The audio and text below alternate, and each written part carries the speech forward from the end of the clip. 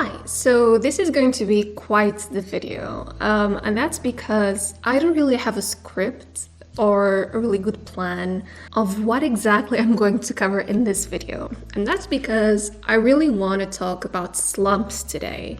I think everyone, even me, goes through slumps, and I'm actually going through one right now. And I really wanted to shed some light on our understanding of what a slump is and how we should deal with it versus what society tells us is the ideal way to deal with a slump. So society usually thinks that when you're going through a slump, everything you have to do is just push through it and kind of just ignore its existing and ignore the reasons why it exists and why you're going through that slump. So for me, the first thing I like to do whenever I kind of identify I'm going through that kind of stage in my productivity cycle is just trying to identify the reasons why. And I've been through a lot of slumps in my life, and usually there were always very different reasons. Sometimes there were medical reasons, sometimes it was a mental health issue, other times I was just not motivated, and that was because I was kind of losing myself in the process of working way too much. When you're able to identify the reasons for your slump, what happens is very simple. You're able to go to the root of the problem instead of ignoring it and just trying to push through something that maybe you should not be trying to push through.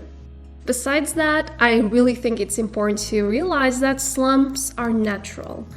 I have never met anyone in my entire life that has not gone through a slump of some kind. And I'm not talking about a full breakdown or even burnout. I'm talking about a period in your productivity cycle, in your work, in your studying, where you feel you're just not motivated to do more work. You're not feeling creative. You're not feeling like hard work is very easy for you to do. And for me, that's the definition of a slump. So slumps are all very natural. I find slumps everywhere in my life. I found slumps everywhere in my coaching clients. And it's actually something that I refer as a natural part of your productivity cycle. For me, productivity comes in 3 different stages. You go through a preparation stage where you're feeling excited and motivated about something, and you really try to plan for the future, plan a business or a study schedule or for work. Then you go through the kind of push-through phase or the working phase where you're actually doing some great work, following your schedule and actually following your plan. But then inevitably, all of that motivation will suddenly start to wear down, and you're going to feel like suddenly you're kind of in the bottom of a well and you're not really feeling motivated at all to do more of that type of work. So for me, the important thing is that we can always learn from our slumps. When you believe that it's something natural that happens in your life, and when you can identify the reasons why you're going through it, you can learn so much about yourself. So first of all, when you identify the reasons for a slump, you are actually able to go to the root cause of the problem and trying to change something. So for instance, I remember that in my past, I felt a really big slump on YouTube because I was not feeling very confident and I was not feeling very happy just going on about and creating college-based content. And this was kind of a couple of years ago.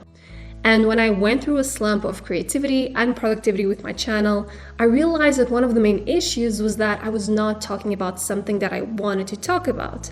And because I identified that reason, I was able to change my content. And because of that, I was able to overcome my slump. Of course, that your reason may be different, but identifying it is what's going to teach you so much more about yourself. Maybe you just went through a growth period. Maybe what served you in the past is not serving you anymore. Or maybe you just need to think about some lifestyle changes. Maybe some of your habits and some of your routines may be actually quite damaging to you, and you need to change those things around to heal yourself and go through that slump. Now, of course, this is all fine and dandy, but how do you actually get out of the slump? So for me, one of the main things besides finding my reasons and trying to think of ways that those reasons may be contributing to my slump is trying to find my triggers to get out of slumps. When you go through a lot of slumps in your life, you usually understand how you can get out of those slumps. So for me, one of the main ways to get out of a slump is really gather and collect inspiration. So this can be either through a mood board, talking to some really inspirational people, listening to a podcast on subjects I'm passionate about. And also another thing that really helps me is just, sit at my desk with a nice cup of tea and trying to think, okay, so what are my active strategies? What are my actual action points to get out of this stage of my life? Initially, this can be very difficult because, if you're going through a slump, that kind of lack of productivity is also going to influence your actions to get out of that slump. But eventually, when you go through little baby steps and just tell yourself, I'm just going to think about how to get out of this slump for 5 minutes every single day, and you just create a cozy environment, you brainstorm a lot using your favorite notebook or your favorite software, that really helps you get started. Also, I feel like it's very important to get back to your routine bit by bit. First of all, identifying what you actually need in your routine, what's no longer serving you any kind of purpose, and what can actually be damaging for you. Sometimes we're way overly ambitious and we just try to pile habits on top of other habits, and that can be very bad. But I feel that when we just stay calm and try to understand what is important to us and what isn't, and we try to filter our lifestyle accordingly, and really just populate our schedule with things that are beneficial for us and that serve us in any kind of way, then we can really feel how we are regaining our identity and how we are reshaping our lives and forging some kind of new lifestyle that now serves us more than it did before. So basically the purpose of this whole video, and I'm very happy if you're still listening right now, is to just tell you that if you're going through this, or if you went through this before and you will go through this in the future, you're not alone. Everyone goes through this. Even the most productive people I've ever known have gone through slumps. It's always normal. Don't tell yourself you're lazy because you're not. Laziness for me is something that actually doesn't quite exist, but that's a topic for a whole different video. And know that you have active strategies that you can employ to get back on track. So remember to identify your reasons, trying to find your triggers, understand that slumps are normal, and learn more about yourself and your lifestyle and your priorities and goals when you're going through a slump, because they can tell you so much about your life. And because I'm quite of a planning geek, of course, that's one of the things that helps me, as I've said before, is try to plan a little bit of how I can regain my productivity back, and I always do that with Notion. If you're looking for the perfect software to help you through your slumps and organizing your entire life, I really recommend Notion because it can help you with that and so much more. Notion can be used individually or to collaborate with other people. You can organize anything in your life with all of its templates and tools, including habit trackers, journaling pages. You can also keep track of personal projects, work schedules, birthdays, networking events, and so much more.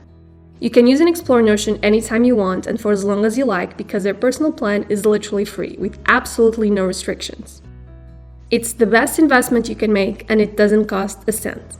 So to start using Notion today and get your free account, you can go to the link in the description box, or you can click the button that's on the screen right now. I really hope you've enjoyed today's video, and I'll see you next week. Bye guys!